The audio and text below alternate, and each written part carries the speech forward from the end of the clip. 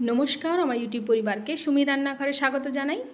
যারা আমার চ্যানেলটিকে সাবস্ক্রাইব করেছেন এবং যারা আমার রান্না দেখেন তাদেরকে অনেক ধন্যবাদ। চলুন আজকে বানিয়ে নিই খুবই হালকা একটা রেসিপি, ঝিঙে পটল দিয়ে মাছ দিয়ে ঝোল। প্রথমে আমি মাছগুলোকে নুন হলুদ মাখিয়ে নিয়েছি, তারপর কড়াইটা গরম করে নিয়ে ওর মধ্যে সরষের তেল দিয়ে মাছগুলোকে একটু ভালো করে দুই পিঠ ভেজে নেব, একটু কড়া করেই ভেজে নেব। ভাজা হয়ে গেলে ওগুলো তুলে নিয়ে এবার ওর মধ্যে দিয়ে দিলাম বড় বড় করে কেটে রাখা আলুগুলোকেও একইভাবে ভেজে নিতে হবে। আজকে আমি যে সবজিগুলো দিয়েছি পটল আর ঝিঙে, ওগুলোকেও একটু ভালো করে বড় বড় করে কেটে নিয়েছি প্রথমে, ওগুলোকেও ওইভাবেই তেলে একদম ভালো করে ভেজে নিচ্ছি। পটলটাকে একটু ভালো করে ভেজে নেওয়ার পর ঝিঙেটাকে কিন্তু খুব বেশি ভাজা যাবে না, ওগুলো কিন্তু নরম হয়ে যাবে, তাহলে হাই ফ্লেমে একটু ভালো করে ভেজে নিলে তাহলে কিন্তু ওই নরম ভাবটা আর হবে না। এবার দিয়ে দিলাম যে অবশিষ্ট তেলে 1 চামচ কালো জিরে ফোড়ন, তারপরে দিয়ে দিলাম বড় চামচের 1 চামচ আদা বাটা। ওটাকে একটু ভালো করে ভেজে নেওয়ার পর ওর মধ্যে দিয়ে দিচ্ছি টমেটো কুচি।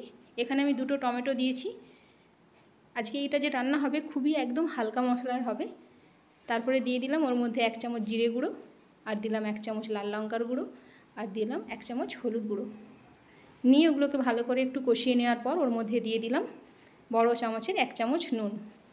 ছোটো চামচ হলে 2 চামচ দেবেন, বড় চামচ 1 চামচ।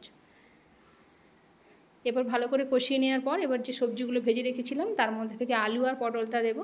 প্রথমেই আমি ঝিঙেগুলো দিচ্ছি না, এগুলো ভালো করে ফুটে উঠে সিদ্ধ হয়ে এলে 80% কুক হওয়ার পর তারপর আমি ঝিঙেটা দেব, নাহলে কিন্তু ঝিঙেটা পুরো গলে একদম মিশে যাবে।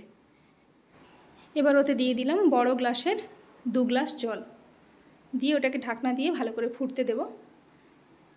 3 থেকে 4 মিনিট ভালো করে ফুটে ওঠার পর ওর মধ্যে আমি ঝিঙেগুলো দিয়ে দিচ্ছি। ঝিঙেগুলো দেওয়ার পর আরও 2 মিনিট ফুটিয়ে নেব।